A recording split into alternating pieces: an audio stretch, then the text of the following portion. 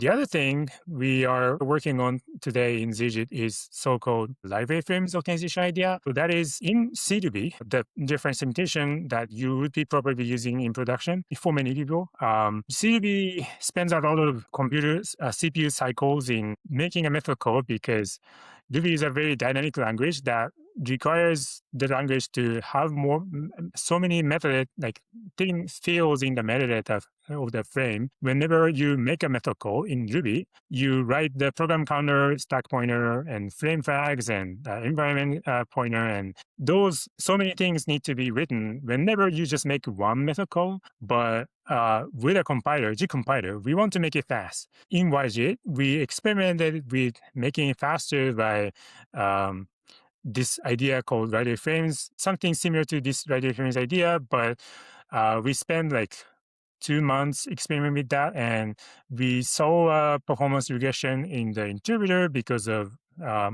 to allow the JIT compiler optimization, we needed to do some modification in the interpreter, and that made a regression in the interpreter. So we kind of gave up the idea. But in ZJIT, because we have a different architecture in terms of how we hook the JIT code, we just use a different machine code for making the JIT to JIT like method calls. And so that kind of made it easier for us to land this method call optimization idea. So the library frames idea is to, at the compile time, we make a pointer, the struct allocated on the heap that has the metadata like frame flags and the environment pointer offset or the stack pointer offset or the location of the objects that you need to sort of remember when ZC garbage collector or some optimization or something unexpected happens. So those kind of metadata is pre-computed at the compile time, and then we write the pointer to that metadata,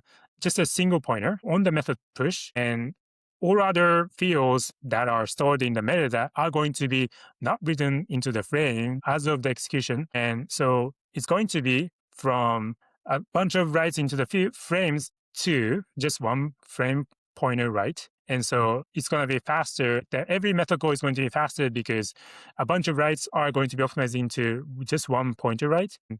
What allows it to be just one pointer write is just lazily load the frame metadata from this single pointer. So we need to modify the interpreter to read that like single pointer and retrieve that out of the just-in-time compiler frames. So that's what we are working on in the ZJIT today.